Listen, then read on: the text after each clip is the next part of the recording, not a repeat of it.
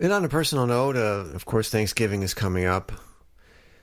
My sister and niece are coming down here to Florida, which is really touching. Yeah, we haven't celebrated Thanksgiving together since 2016-ish. I say ish because in 2016, my stepdaughters surprised my wife and I with tickets to come up there for Thanksgiving. Unfortunately, the flight was at 4:45 p.m., and we didn't get to New York until almost near 8 o'clock. So we did stop at my mom's house with my sister and had a little Thanksgiving meal. It's late, but this will be nice. Unfortunately, yes. Mom is no longer with us, so this will be different. But I'm looking forward to spending time with them. And I'm thankful for that. And praying we'll just enjoy each other's company. Do some soul searching. Honoring Mom. Keeping her memory alive and enjoying our time together. It is so fleeting. I never, ever thought my mom would be taken out by cancer. Especially at the age of 74. I thought Mom would go on to her 90s because her mother passed in her 90s. And man, I feel very robbed, I must say. It just really sucks that she seemed to be doing so well last year. I knew she was fighting it since the end of 2017, but she thinks she caught it late, and she did put up a good fight. She did. For a while, and I don't know, as the year wound down, it just got worse. Around this time last year, my sister actually came down here to Florida to vacation and go to the parks in Orlando, but we met up, had dinner, and let them enjoy their little vacation, but it was cut short because one of Mom's friends in New York had to get her to the hospital because Mom's brain was bleeding. So this time last year, I was just struggling with that, and I booked myself a vacation for Christmas there because I said, well, I better get there. And sister was doing a lot. She was spending so much time in the hospital with her, making her feel comfortable and whatever, and getting her the treatment she needed. And it seemed like Mom was doing well. And she made it home. And on a weekend that started off as such a high for me, that Friday, my movie, The Park, was shown at the Tampa Bay Underground Film Festival. I got to see it with my dad, my wife, friends joined us. It was an incredible experience seeing it in front of an audience. And then that Sunday, I get the call from my sister. You better get up here. Like, what are you talking about? Mom's taking a turn for the worse. Like, she just got home like Wednesday. And I thought, she'd be in her own bed. She'd feel so much better. She's at home. She's not in a hospital. But it didn't turn out that way. So I go up there and see her, and she's just this shell of a person that I've known all my life. This once vibrant, energetic, full of life person was just withering away. It's like, what? How does this happen? And I was like, man, I was praying. I was holding out so much hope. But when you see it, and she kind of responded to me a little. She couldn't really look at me directly. She was just lying in the bed the whole time. Couldn't really do much. Try to be comfortable, try to talk to her, and I don't know. And what made things worse that week, we were planning to take our cat, Honey, to the vet on Friday to possibly, we just didn't know, to put her down.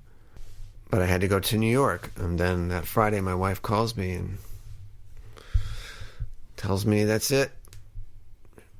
She had to put Honey to sleep at the vet. She was 15 years old. Her teeth were falling out. There was nothing else. So that was heartbreaking. And then 2 days later, Mom passes. I did not think I'd be one of those people that will lose their mom around Christmas. Like, come on, man. It really sucked. But I, know she wasn't suffering anymore. It was strange. She gave me her car. She let me know in November when we were talking. So it made me really curious. Like, why was she going to give me her car? Is she trying to say that she's never going to drive again? That seems kind of odd. And the plan was that when I went there for Christmas, I was going to drive her car back. But since I went there early, I flew in and drove the car back on Saturday, December 15th. Yes, from New York to Florida, all by myself. That was a rough journey. It took me 23 hours to get home, with maybe an hour and a half of sleeping on the road. That's it. That last leg is rough, folks. I'm telling you. If you ever do that drive, it's a rough one by yourself. It is a rough one. I don't recommend it. If I were ever to drive by myself again and do that, I'm stopping and spending the night somewhere. That is not a fun track. And it was around Christmas time. I hate going through Virginia. I don't know what it is about that area, but it got so packed. It's like, come on, get off the road. And it was raining most of the time until I reached North Carolina, thankfully. It let up. But I think Mom waited for me to get home because I called my sister the next day to just tell her I got in. And she's like, you can talk to Mom. It doesn't look like there's much going on, but told her I got home. The car worked out great. And a few hours later, that was it. I think the next day, I had to go to work, unfortunately. But the next day, I saw 2 rainbows in the sky. One was a little more vibrant than the other. And I took that to mean that was Mom and Honey. So I did go back for Christmas. I went there Christmas Day, and it was the week that we had decided to arrange for her to have her service. She was cremated. And it was just gathering everybody together. Family came in, and it was a very good turnout. Very thankful for the people who showed up. When she passed, between that time, I decided to make a video of her. And it wasn't a single still image. It was all moving images of her. Throughout the years, I went through so many videotapes and files to find the right footage, and I put it together to 4 songs, which you can see on my Spreaker page. I have DJ Al X. That's DJ AL-X. And I did a show in memory of her and played the songs Seasons of Love from Rent, You Sang to Me by Mark Anthony, one of her favorites, Neil Diamond, and Forever in Blue Jeans. And I ended it with Afterlife by Ingrid Michaelson, which I thought those songs were fitting. And it was a serious undertaking. I have so many tapes and footage, but I found the best things, and it was a very fitting tribute to her. I'm glad I chose those songs, and people really responded to it. And it's just, sometimes I want to ask her stuff, and she's not there. So yes, this time of year is going to be a little challenging. And we'll just work through it together as a family, as we have done before, and honor her memory, celebrate her life. That's what is the best part. We can do a lot of things to honor her, and she's always with us. And I actually got to see Mom act in a play, too. I think it was 1992 when I went back to New York. I should say Long Island. I was living in New York, but I was living upstate New York with my dad. And then when I left the Air Force, I did not know what to do with my life. So Dad suggested I move back to Long Island, and I did. And I got to see Mom in a play. I forgot the name of the play, but her character's name was Frida Nebcott. And I think I forgot. I think she was like a lawyer or some. Her character was kind of an antagonist. It was so fun to see her on stage and do a little acting. I had never seen her do that. I definitely get a lot of creativity from her. She was very encouraging of my drawings when I was young. I wish I could say I could pinpoint something where I remember the first time I did any drawings, but I started doing it, and she always had paper and sketch pads and provided me with crayons and markers and colored pencils. I think I remember my dad getting me the Spectracolor pack when I visited him. I loved my Spectracolors. Colored pencils, as you can see from my Halloween art challenge that I posted in October. I use colored pencils to color everything. Except the black cat. I think I used colored pencils for its eyes, if anything. Yeah, but Mom was always supporting the creativity of me and my sister. Sister did a lot of dancing when she was a little girl. The jazz, the ballet. She was really good at it. She did 2 musicals that I remember seeing her in. I think it was 92, 93. She did Bye Bye Birdie and Annie. It's cute to see her in those shows. Do her thing. She was a little natural talent.